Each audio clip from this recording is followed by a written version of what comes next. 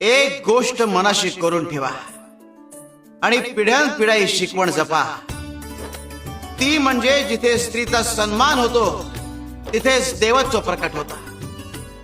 स्त्री ही सृष्टीची आधारशिला आहे.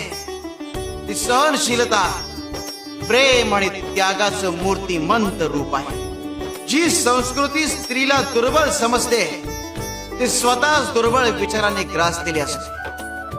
स्त्री ही शक्ती आहे. तिचं रक्षण कराल तर समाज उन्नत होतो आणि तिचा अपमान कराल तर समाज आपसुकच विनाशाच्या दिशेने जातोय, लक्षात ठेवा. जगाच्या उद्धारासाठी शक्ती आणि करुणेचा संगम आवश्यक आहे आणि तो स्त्रीमध्येच असतो. तिच्या सहनशीलतेला कमकुवत समजणारे अज्ञानी आहे. जी स्त्री प्रेमानं कुटुंब सांभाळू शकते, प्रसंगी तीच